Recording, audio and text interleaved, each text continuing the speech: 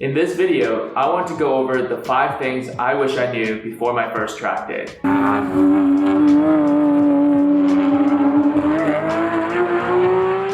Hey everyone, Jason here, and today I wanted to give you a few tips to help you get the most out of your first track day experience. So I started tracking in 2014. I just bought my very first new to me car. It was a white Scion FRS. And I still remember that day being completely overwhelmed by everything that was going on. I actually brought my car to the track and it was completely wrapped in this almost like a saran wrap kind of thing. Back in the day, I really cared for the quality of the paint and making sure that, rocks and stuff didn't chip it. But now I look at the state of my track car and honestly, I can't even tell you the last time I decided to wash it. Now, the first tip that I want to give you, and this might be a little bit controversial, but in my opinion, track days are best experienced in groups. It's really a group activity. And this sounds a little controversial because, you go on YouTube and you watch a lot of these in-car footage videos. It just shows the driver going out doing laps. What you don't see are the several people in the paddock who are giving them a hand, be it dedicated friends who are there to help them crew, or just other drivers that they're familiar with and will help them turn a wrench or two. And this can be pretty important during the track day, as when I go with my friends, we almost have a rule that no one goes out for session 1 until everyone's ready. Some cars are just more temperamental. If you've brought a separate set of tires and you want to swap them on, it's going to take longer time. If you have to swap pads, it takes longer time. And frankly, just having a extra set of hands, someone you trust at the track with you, not only helps you get the car ready, but also improves your overall enjoyment of the experience. You'll just be a lot less stressed out. The last thing that you want at your very first track day is to experience a mechanical issue, not have a way to get home, or anyone to help you call a tow truck. That kind of experience is enough to put a bad taste in your mouth and never consider going again. The second tip that I want to give you is actually quite similar to the first. If you have the option to go to an HPD event, and that stands for High Performance Driver's Education, as opposed to going to an open lapping day, it's a much better and safer choice.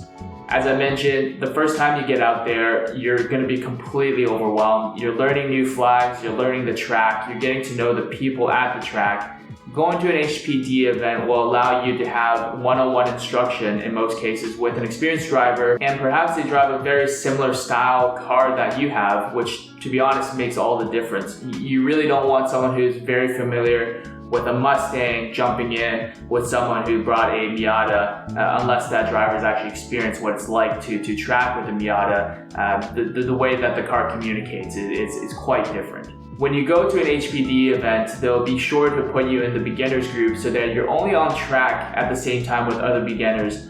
And that really controls the pace of the traffic. You're not gonna have cars that are gonna suddenly creep up behind you, and you won't have the pressure of being super on time with your point buys and allowing people to pass. To help you with that, your instructor, who's much more experienced at tracking, will heighten your awareness and make you more aware of everything that's happening on the track. Ultimately, they're gonna be there to keep you safe and make sure you get your car home in one piece. The third piece of advice I would have is to bring a camera with you. And it doesn't have to be anything fancy. Any GoPro will do. Personally, I use a GoPro Hero 3. It only does 1080, but it perfectly suits what it needs to do. You could even just use your cell phone and just have it recording facing forward to get your track footage.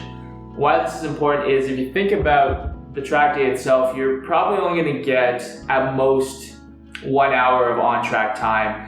And to get the most of the learning experience, you do want to review the footage as you progress through the day and just after the track day itself. You'll be able to get a sense for the lines that you're taking through different corners, if you're getting more and more comfortable throughout the day through different corners, and it'll help you think about what do you want to improve on the next time that you're there. One suggestion I would have is as you're thinking about getting your composition of the video in your car, try to get your input. So can you see the steering wheel? Can you see the shifter? It's probably a tough ask to get the pedals in there. As long as you can see your shifter in frame, that should help you get a good understanding of how you're gearing certain corners and whether it might be advantageous to try a different setup. So that takes us to the fourth piece of advice I want to give, which is to keep your mods to a minimum. Honestly, all you need are proper brake pads and perhaps a flush of your brake fluid for something that can handle more heat. It's very easy to go overboard with modifications for your first track day, and every single mod that you add not only decreases the potential reliability of your vehicle, but it will also increase the limit of the vehicle and how it will respond to your inputs. The most common example of that is when you upgrade to a stickier tire.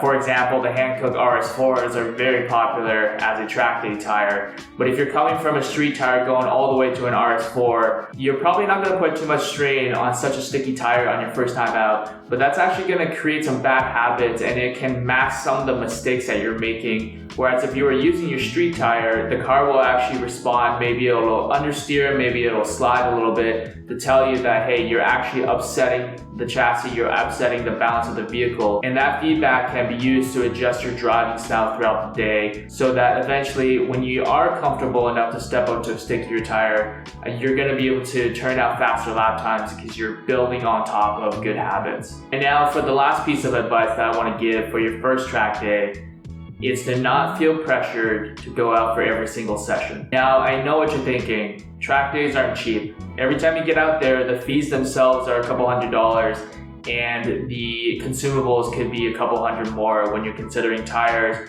brakes, and fluids. But what you don't want to do is get into the mindset of, I need to get the most out of my dollars as I can from this experience. There are usually two dangerous times during a track day that experienced drivers always know to watch out for. The first of these times I would say is right after lunch. You've just eaten, your body's a little bit sluggish, you may be a little bit slow to respond given the long break that you may have just taken. The second dangerous time on track I would say is toward the end of the track day. That's when maybe you've been improving the entire day and you have this target in your mind as to a lap time that you want to achieve before you leave. And that can be a pretty dangerous mindset because toward the end of the day, the track may be hot, there may be more debris, your tires are getting worn out, and you're still trying to keep yourself at the highest pace, and that could be a recipe for disaster. And you may be asking more out of your car than it can give you as the track conditions are changing throughout the day. And this is something that drivers need a little bit of experience to understand, where you don't really have that much control on the external environment, the track conditions, and they play such a big part in how you're going to perform out there as a driver. When you start going to track days,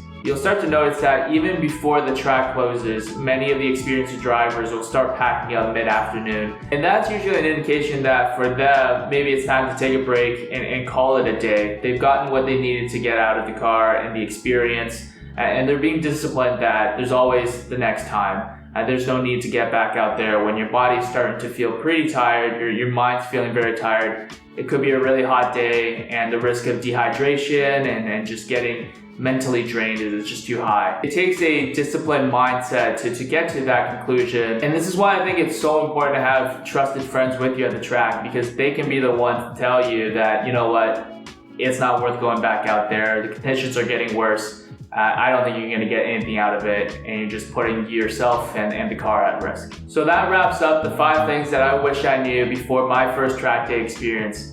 If you have any other suggestions, please feel free to contribute down in the comment section below. I'm personally really excited that you're considering going out to the track. Honestly, it's been one of the most fantastic things that I've done in the past 6 years. And it only gets more and more enjoyable as time goes on, as you explore different types of tracking, getting into grassroots racing, be it time attack or endurance racing. Many different possibilities. If you found any of these tips to be helpful, please consider subscribing to the channel. I'm going to make lots more videos like this, and just to really document and explore the journey that I've been on tracking cars. And with that, we'll hopefully see you at the next video.